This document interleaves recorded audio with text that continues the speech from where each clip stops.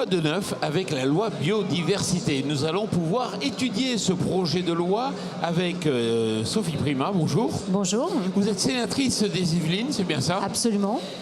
Delphine Gay, bonjour. Bonjour. Vous êtes responsable relations publiques au sein du CNIS. Alors le CNIS, c'est? Le CNIS, c'est le groupement national interprofessionnel des semences et plants. En fait, c'est une interprofession qui regroupe l'ensemble des acteurs de la filière semencière française. Et juste à vos côtés, Jérôme Bignon, bonjour. Bonjour. Vous êtes sénateur de la Somme et il faut que vous nous expliquiez un peu, elle en est où cette loi biodiversité? Alors la loi, elle a été en première lecture votée à l'Assemblée nationale. On l'a reçue au Sénat il n'y a pas si longtemps que ça. On l'a adoptée. Elle est repartie à l'Assemblée nationale parce que c'est un texte où le gouvernement n'a pas sollicité une procédure accélérée. Donc il y a 2 lectures. Elle est actuellement devant la commission du développement durable à l'Assemblée nationale où, si mes renseignements sont bons, les parlementaires de l'Assemblée ont déposé 950 amendements sur le texte que nous avons adopté. Voilà, on en est là et ça devrait revenir chez nous pour être probablement adopté, si tout va bien, mais je ne suis pas dans tous les secrets, avant l'été. Pourquoi 950 amendements? Mais il faut demander aux députés. Vous devez en avoir une idée, ou madame? Pourquoi tant d'amendements? D'abord, c'est un projet de loi qui couvre un grand nombre de sujets. Donc tout le monde peut se sentir concerné à un moment ou un autre par la loi biodiversité. Et puis, il y a beaucoup de sujets dans cette loi biodiversité qui sont des sujets qui montent un petit peu les gens les uns contre les autres. Je pense que c'était une loi biodiversité. On a failli avoir une loi chasse, on a failli avoir une loi agricole, on a failli avoir une loi semencière, culture. Donc il y a énormément de sujets et donc ça fait réagir quasiment tous les députés sur absolument tous les sujets. Alors est-ce que déjà c'est pas un peu une loi fourre-tout? Est-ce qu'on n'a pas des volets qui sont très différents? Si, il y a des volets très différents mais très utiles. Parce que la biodiversité, comme son nom l'indique, c'est la diversité biologique. Donc la diversité biologique, c'est nous, c'est le tout petit ver de terre, c'est l'eau, c'est l'air, c'est la nature, dans toutes ses compositions et dans toutes ses interactions. Donc nécessairement, ça touche beaucoup de sujets. Alors, un des points essentiels, c'est la création d'une agence donc, de la biodiversité. Est-ce qu'il fallait vraiment ajouter une nouvelle agence? Elle va en remplacer d'autres. C'est la grande différence à ce que pensent les gens, c'est que ça n'est pas une nouvelle agence, c'est une agence qui regroupe, au contraire, c'est de la rationalisation de l'organisation. Alors après, on peut discuter du bien fondé de la rationalisation, on peut discuter du bien fondé des gens qui rejoignent cette agence, mais l'idée qui est poursuivie, qui avait été voulue pendant le Grenelle, qui était de créer une agence de la nature ou une agence pour la nature, qui s'est appelée Agence pour la biodiversité, c'est de mettre ensemble ceux qui concourent à la reconquête ou à la conquête ou au maintien, à la préservation de la biodiversité et de les faire travailler ensemble avec des économies d'échelle, avec un travail partagé plus intéressant, plus pertinent. Delphine Gay, cette loi prévoit la ratification dans la foulée quasiment du protocole de Nagoya. C'est important pour vous? C'était essentiel, je dirais même, parce qu'aujourd'hui, la France est un secteur privilégié pour la création variétale, qui est à l'origine de toutes nos agricultures. Et aujourd'hui, les ressources génétiques indispensables à cette recherche sont gérées par 27 réseaux. La recherche publique, la recherche privée, des associations de passionnés. Mais aujourd'hui, nous n'avions pas encore un point d'entrée unique pour l'ensemble des chercheurs du monde entier pour accéder à nos ressources génétiques. Donc oui, nous l'attendions. C'est un coût. La filière semencière, comme on l'avait expliqué à M. Bignon, est prête à travailler et à mettre des moyens en commun, notamment pour cette gestion et cette coordination. C'est-à-dire qu'aujourd'hui, c'est la caractérisation de toutes nos ressources génétiques qui est indispensable pour assurer l'avenir de notre agriculture. Vous partagez cet avis? Oui, bien sûr, la ratification du process de Nagoya, du traité de Nagoya, est un élément essentiel qui a été voté au Sénat, sous l'impulsion d'ailleurs de Jérôme Bignon, à qui il faut rendre cet honneur.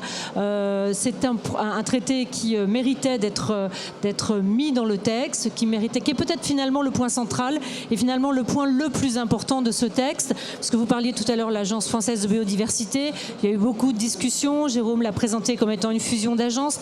Il y a encore énormément de questions sur son financement, sur son mode de fonctionnement, sur son évolution future, mais certainement que le point le plus important de tout ce texte biodiversité, c'est la ratification des accords de Nagoya.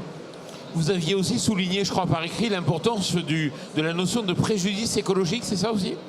Alors le préjudice écologique est aussi un élément qui a été rajouté au Sénat, à l'initiative cette fois de Bruno Retailleau, qui est notre président du groupe Les Républicains, qui est aussi président d'une grande région maintenant, et qui a subi dans des temps passés la crise d'Erika, et qui s'est battu beaucoup pour les indemnisations. Et donc ce principe de pollueur-payeur a été intégré dans cette loi biodiversité au début, et nous y tenions énormément. Et donc nous avons eu quelques petites frayeurs ce matin, parce qu'un amendement un peu curieux du gouvernement avait été déposé.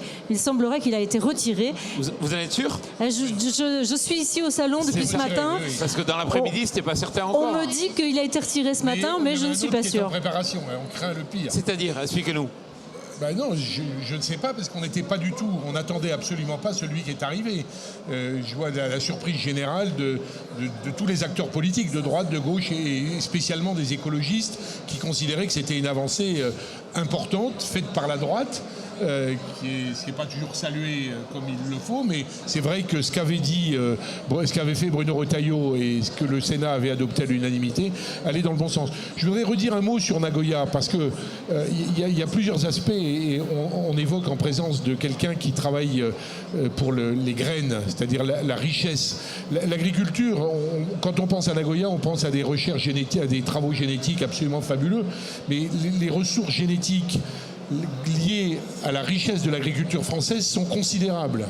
C'est une richesse patrimoniale énorme qui est due à un travail ancestral et des collections qui se sont accumulées au fil des années, qui sont liées à l'histoire de l'agriculture française. C'est pas comme ça un beau matin que c'est arrivé, c'est des générations d'agriculteurs qui ont trié semence après semence, récolte après récolte, qui ont fait faire des progrès absolument fabuleux. Et donc c'est un patrimoine qui est aujourd'hui une partie dans les collections des musées, une partie dans les collections des grands centres de recherche, une partie à l'IGNIS, une partie chez les semenciers, donc dans des endroits très bien, mais qui représente pour la France, pour nos territoires d'outre-mer, parce qu'aussi on a des semences particulières pour ces territoires, pour les pays africains, parce qu'on n'oublie pas qu'on a été à une époque c'était nos colonies, et qu'on a réfléchi avec le CIRAD à toutes ces richesses. Donc la France a un rôle pionnier sur ces sujets-là qu'il ne faut surtout pas abandonner au profit d'évolution génétique qui serait contraire à cette merveille qui est la nôtre. Un des axes clés aussi de cette loi, c'est l'instauration, comment on va dire, d'un principe de compensation obligatoire. Il faut nous expliquer un peu. Madame Prima. On va discuter un peu là. Bon, ça va se discuter, parce qu'effectivement, le principe de compensation, il faut savoir ce qu'on attend de nos agriculteurs et de notre agriculture. Vous voyez, on est dans ce salon, on parle beaucoup de crise agricole, certains acteurs politiques ont été reçus assez rudement, d'autres sont plus à l'écoute. Il y a quelque chose qui, moi, me semble aujourd'hui extrêmement important, c'est qu'on reprenne la main en Europe, et qu'en Europe, on se mette tous autour d'une table et qu'on détermine ce qu'on demande à l'agriculture. Est-ce qu'on demande à l'agriculture une alimentation de qualité, l'autosuffisance européenne? Est-ce qu'on demande aux agriculteurs d'être des acteurs de la biodiversité? Et si on demande aux agriculteurs d'être des acteurs de la biodiversité à plein régime, alors il faut leur apporter une compensation à cette activité, ou en tout cas une rémunération à cette activité. Et je pense que tout l'enjeu en fait de ce projet de loi biodiversité se tourne autour de cette compensation que nous devons rendre d'une façon ou d'une autre aux agriculteurs et à l'agriculture.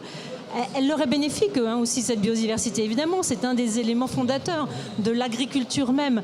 Mais si on leur demande d'être des acteurs de la biodiversité au titre de l'avenir de notre planète, alors on leur est redevable d'une compensation. Vous partagez cet avis? Oui, je pensais pire de ce qu'allait dire Sophie, donc je suis très détendu maintenant. En réalité, dans ce problème de compensation, il y a quelque chose qui est très important de rappeler, c'est que la première règle voulue par la Convention sur la biodiversité, la diversité biologique, c'est qu'on évite. C'est-à-dire qu'on ne doit pas commettre d'écart à l'égard de notre patrimoine naturel. Premièrement, éviter. Ensuite, réduire. C'est-à-dire que si on ne peut pas éviter, il faut faire le moins possible. Et la compensation ne vient qu'en dernier. Il y a malheureusement un travers qui a été pris par des acteurs économiques, par des communes, par des collectivités, des départements, par l'État lui-même, par des particuliers, c'est qu'on pense éviter, réduire, on chasse tout de suite ça et on passe tout de suite à la compensation. Or, quand on compense, ça va tomber sous le sens de tout le monde. Prenons une route. On prend une route sur un espace agricole. Les gens qui sont chargés d'étudier, on n'a pas pu éviter, on n'a pas pu réduire. Les gens qui sont chargés de regarder la compensation vont dire vous avez pris un espace agricole de telle qualité. Vous devez le compenser avec un coefficient multiplicateur souvent plus important, donc une surface multipliée par 2, multipliée par 3. Alors on a pris déjà la terre une fois au cultivateur. On va lui prendre 2 fois, voire 3 fois. Et donc c'est de la surface agricole qui va disparaître au détriment d'un patrimoine dont on a parlé, les semences, mais au détriment aussi de la capacité que notre agriculture a de produire. Or, il ne faut pas mésestimer l'idée que quand nous allons être 9 milliards, il faudra nourrir tout ce petit monde-là. Et que la France fait partie des pays qui ont une capacité d'apporter une nourriture considérable à l'humanité. Donc c'est une réflexion qu'il faut mener. Compenser, oui, mais compenser en pensant... Il y a un département qui fait la compensation de façon fantastique, c'est le département des Yvelines, auquel appartient Madame Prima, qui a vraiment réfléchi de façon intelligente pour ne pas priver. Il y a peut-être des réflexions aussi qu'il faut mener, c'est des réflexions sur les biotechnologies. Si on veut avancer dans la production pour nourrir l'humanité, peut-être que ma voisine serait susceptible de vous apporter des éléments intéressants. Allez-y. Oui, en effet, justement, dans les 900 amendements qui ont été déposés, il y a beaucoup d'interrogations et de questions sur l'utilité et l'impact clé des biotechnologies pour enrichir cette biodiversité cultivée. Donc c'est un sujet aujourd'hui extrêmement important qui a été discuté au Sénat. L'objectif est aujourd'hui de continuer à développer cette biodiversité cultivée. On a plus de 6500 variétés cultivées sur le territoire national. Pour vous donner une idée, dans les années 2000, nous en avions 3000. Aujourd'hui, 6500. Avec ces nouvelles techniques qui nous permettent d'aller rechercher cette diversité génétique dans ces ressources génétiques, mais à l'intérieur de la même espèce, on s'est rallumé des gènes qui vont nous donner des caractéristiques intéressantes. Oui, c'est un potentiel énorme aujourd'hui d'utilisation pour enrichir cette biodiversité. Alors, il nous reste 2 minutes. Justement, vous avez mis en place des protocoles ou des actions en matière de compensation, comme cela a été évoqué dans le département des Yvelines, oui. En fait, on s'est fait opérateur, la collectivité s'est fait opérateur de compensation.